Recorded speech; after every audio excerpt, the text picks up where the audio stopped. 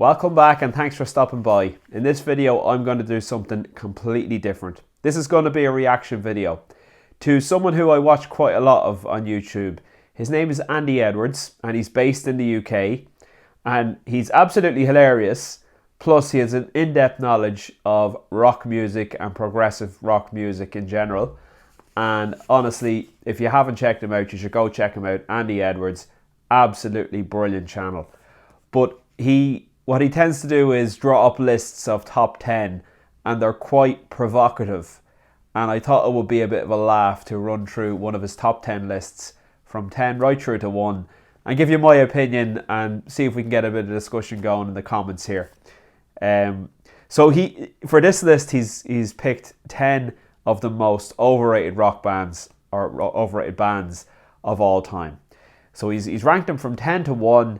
And I'm going to go through each band and give you my opinion on whether I think they should be on the list, shouldn't be on the list, or should they be higher or lower on the list, or do I even care or know who these bands are. So let's kick it off here. At number 10, he has Joy Division as the 10th most overrated band of all time. So Joy Division are a band that, I have to be honest, I don't listen to a whole lot. Their genre wouldn't be something that would be that much of interest to me. I'm more into guitar-based music, rock, metal, prog, all that good stuff I like.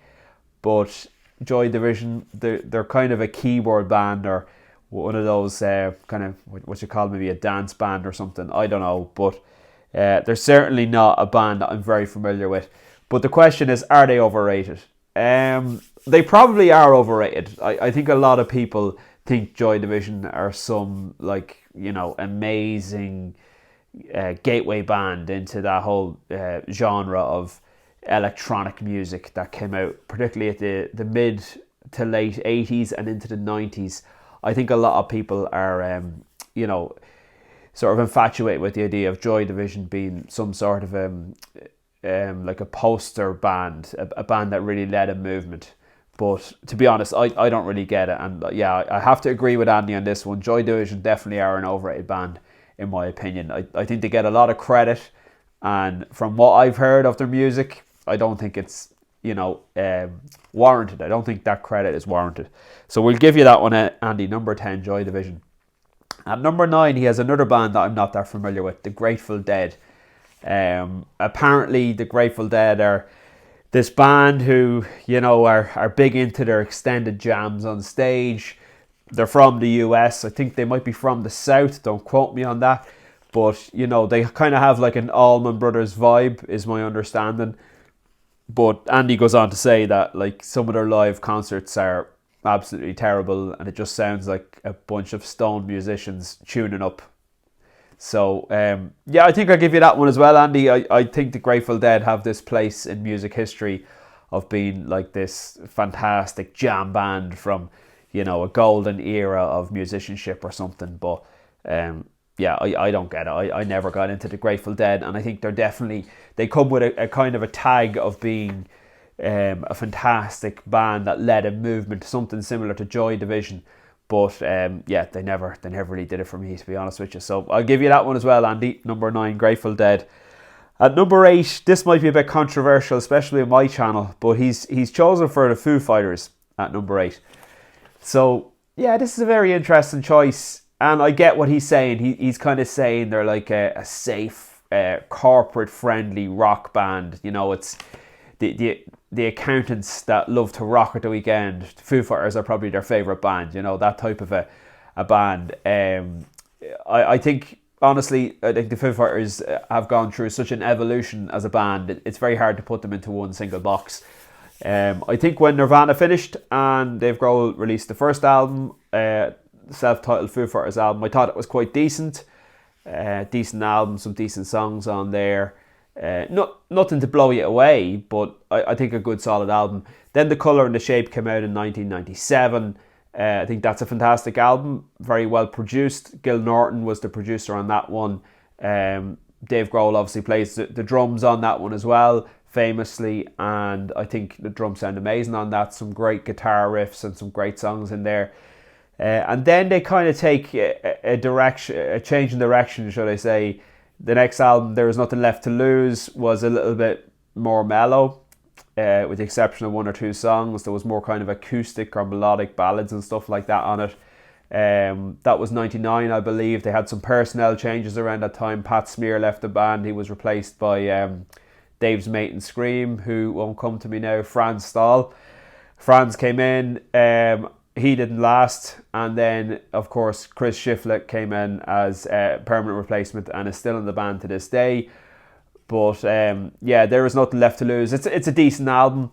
Then they released One by One in 2002, I believe, and that was, there's some great songs on it, like Times Like These and All My Life, but there's a lot of turkeys on that album, a lot of filler.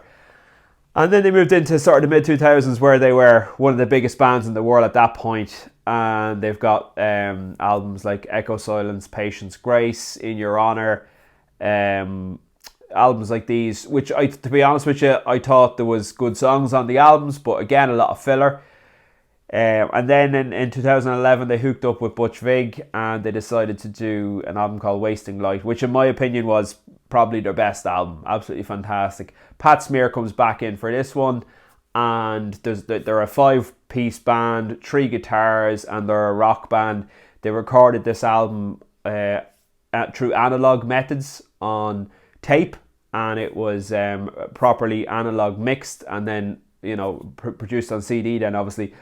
But absolutely fantastic album. Sounds raw, sounds like a great rock band. And then after that, they kind of they produced, they had another album with Butch Vig called Sonic Highways, which I didn't think was a great album, to be honest. Production was good, but songwriting and stuff, it wasn't a patch on Wasting Light. Then they decided to move away from Butch Vig, and they worked with a producer called Greg Kurstin, and they've been with him ever since. And he produced the last 3 albums, which was Concrete and Gold in 2017. Then they had Medicine at Midnight in 2021, I believe. And then the latest album, which was released last year, the white one. But Here We Are. But Here We Are now. But Here We Are, I think it's Neva. Not sure. Anyway, but in my opinion, Concrete and Gold is 1 or 2 good songs. The rest of it's not great. Medicine at Midnight, again, 1 or 2 songs, the rest of it's not great. And then But Here We Are, again, 1 or 2 good songs, the rest of it's not great. I don't think this latest producer does anything to enhance Foo Fighters' reputation as a rock band. I think the music is too sterile, certainly the last 3 albums. And are they an overrated band? Getting back to the point there, okay? I didn't know much about the first 2 bands, so I couldn't speak about it. I know a bit about Foo Fighters, so I can speak about it. But I think the Foo Fighters are an overrated band. Are they one of the top 10 overrated bands of all time? Probably not. I probably wouldn't have them in the top 10 overrated bands of all time. I think they work very hard, in terms of touring. They tour an awful lot. They're always on with different projects. They release DVDs. They do a lot of work behind the scenes. I do really think Dave Grohl is a fantastic musician, songwriter, great drummer.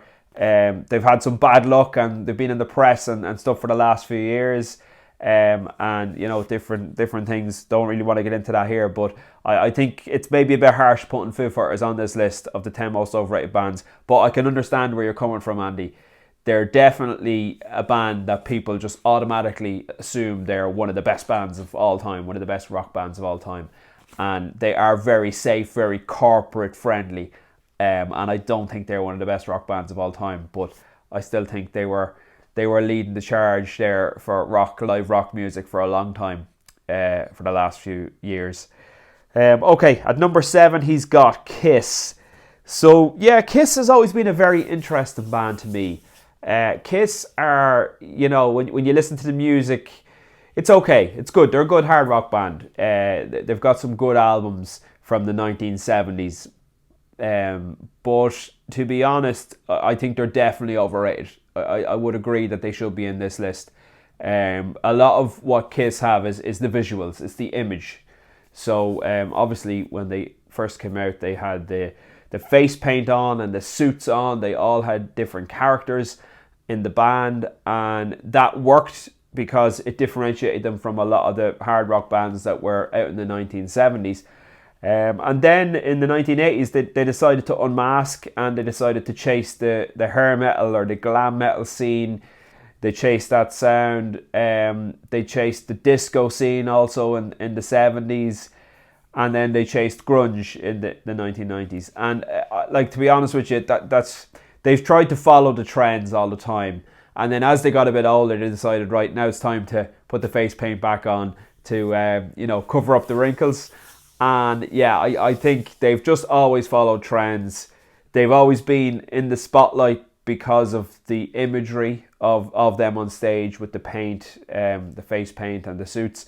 But deep down, when you dig into it, the music's just not there, I don't think. They're a decent hard rock band, but I don't think they're on the same wavelength as the likes of Aerosmith, AC/DC, Led Zeppelin, any of these bands. They're a long, long way away from that. Even if you take bands like ZZ Top and Leonard Skinner, I don't think they're a patch on any of those bands. But yeah, still a decent band, but they're definitely overrated. There's no doubt about it. So I agree with you on that one, Andy. Number 6 is Motley Crue. So I actually saw Motley Crue. Was it last summer? I think it was last summer. They played Marley Park in Dublin. I think they were supporting Def Leppard. And I got a chance to see them in their current state. And to be honest, I wasn't blown away.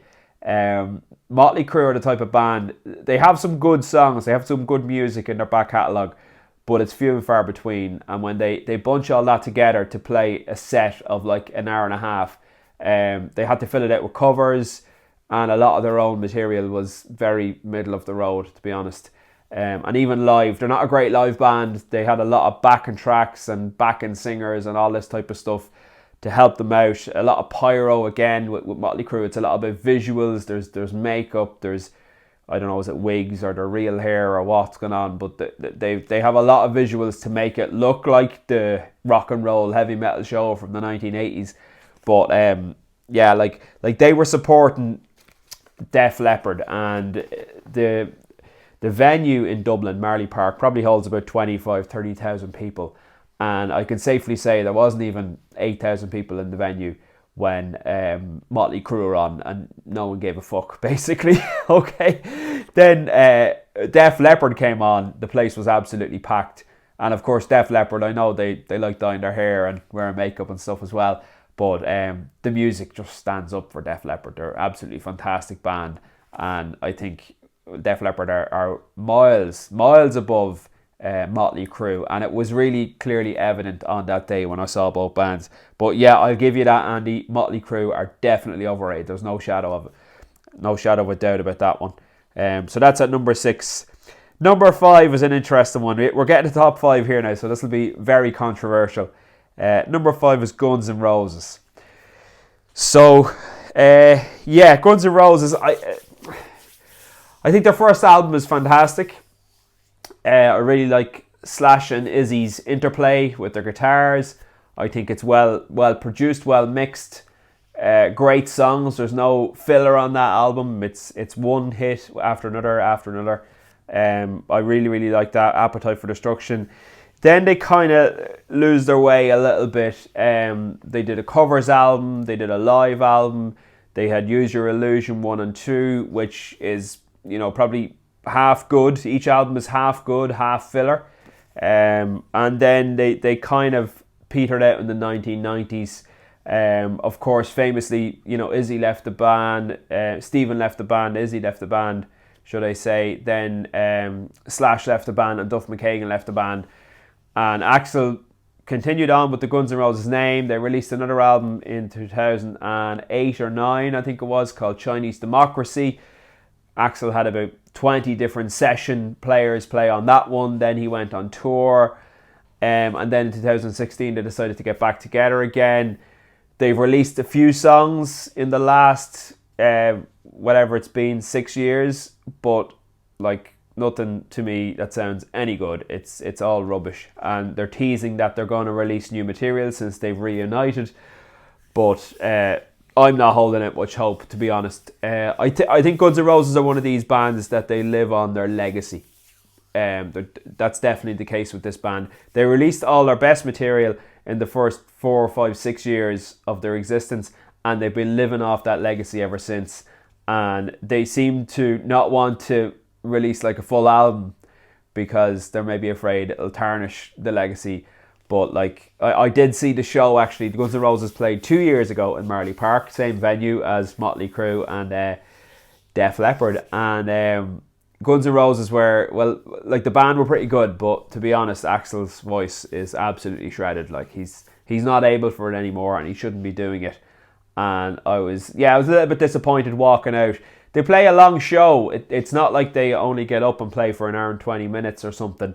They played for almost 3 hours, but they played about 8 covers, and I just thought it was too much.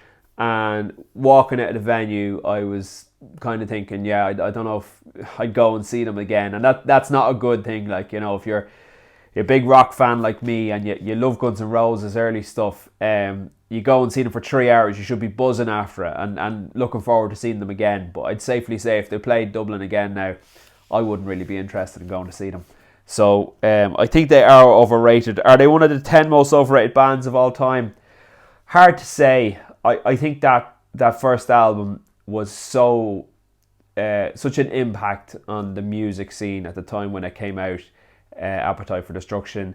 And then even for me, like as a guitar player, I think that album was huge in terms of, you know, my opinion on guitar playing and hard rock. And I think even for that alone, it's hard to say that they're overrated, because I do think they're great musicians. I think Axl has lost his voice in the last few years. But I don't know. Maybe Guns N' Roses might not make my list of top 10 most overrated bands. Okay, we're into number 4 now. The Beach Boys. So the Beach Boys. Beach Boys always struck me as a poor man's the Beatles. Poor man's version of the Beatles. Didn't have the depth of songs. I know people always go on about Pet Sounds. For me, Pet Sounds is a decent album, but I had watched other videos where Andy had mentioned that Pet Sounds is like this critic's view of, you know, trying to be in the know. You know, I love Pet Sounds, therefore I'm in the know. And I think there is a certain amount of snobbery around that. Because I honestly, Pet Sounds, I've listened to it a number of times. I think it's quite a good album, but I think there is filler on there. It's not this absolutely perfect album that everyone says it is. I think it gets a lot of credit, and I think the Beach Boys, like, they're responsible for a lot of good hits from that 1960s surf scene.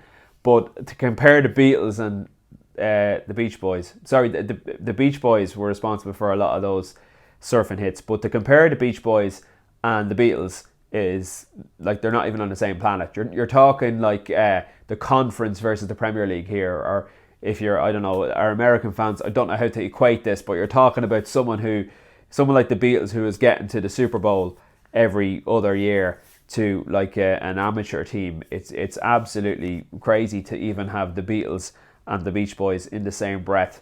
So I think Beach Boys definitely deserve to be on the list of top 10 overrated bands. I agree with you on that one, Andy. Okay, band number 3, Marillion. Again, not a band that I ever heard much about or cared to go and find out much about. I know I'm familiar with that track, the famous hit they had, was it called Kaylee or something? It's okay.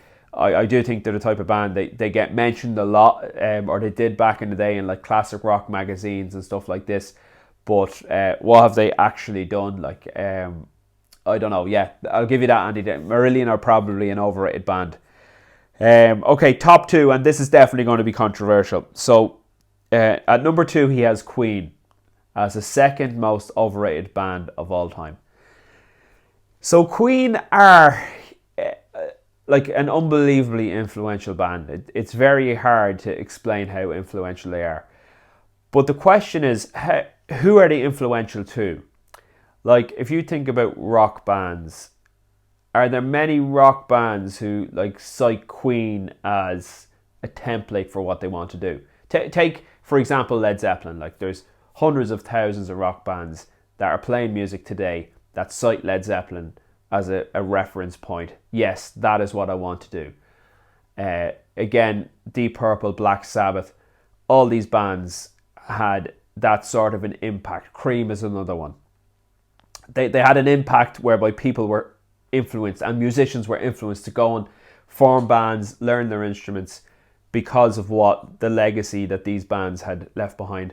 I think with Queen were the type of band stylistically, they were all over the map. So in their early years, they were sort of putting out stuff like it kind of sounded like hard rock meets a bit of prog, meets a bit of pop. And they were, coming through that in the 70s, the late 70s. Then they came into the 80s. Of course, Live Aid, they were going through a bit of a dip. Live Aid brought them back up into mainstream popularity. And then they had that album in 1986. Was it called The Works? I think it was called The Works. They went in and they had disco albums with Hot Space and jazz and albums like this. And I think they just got very caught up in the whole 80s pop scene. They were then part of that whole establishment. And then, of course, Freddie passed away, I think it was 1991. And off the back of that, then they remained popular. They remained in the public domain. And yeah, and they're still touring in some sort of guise now with Brian May and Roger Taylor, with a singer, I can't remember his name at the moment. I think he was on American Idol or something. But yeah, I think, like, are they an overrated band? I think they're overrated in terms of their contribution to heavy rock. I don't think you could say that they're really a band that influenced a lot of heavy rock bands. But in terms of pop, as a pop band, I don't think they're overrated. I think they're the type of band that, if you look at their albums, they're probably more of a hits band than an albums band. That's probably fair to say. But as a pop band, they're up there with ABBA and the Beatles and Elton John. They're just an establishment. And even now on Spotify, they're one of the most listened to bands in the world. Certainly one of the most listened to rock bands in the world. So to say that they're overrated, I think is a bit harsh. I probably wouldn't have Queen as an overrated band. I think they deserve their place in music history, and they've done enough to warrant staying out of Andy Edwards' top 10 overrated bands. I'll leave it at that. Okay, number one. So this is not one I agree with. He's got Pink Floyd at number one. And I understand why. I get it, Andy. Pink Floyd are the go-to band for someone who, is into music and wants to look cool, and that they sound cool, and that they have a deeper meaning of the music. And, you don't need to shred on guitar really fast. If you just play like Gilmour and, get that great sound. Totally understand that. There's a certain pretentiousness that comes with people who like Pink Floyd purely because they want to sound like they know what they're talking about, and it gives them this sort of cool factor. Totally get that. But I've actually been going through all their albums as a part of another series that I'm doing with a mate of mine, Eric, and we're reviewing album by album. And to be honest with you, there is a lot of turkeys in there. There's no doubt about it. When you go back to the start, particularly albums like Ummagumma and some of the earlier stuff, it's not great, not the most inspiring.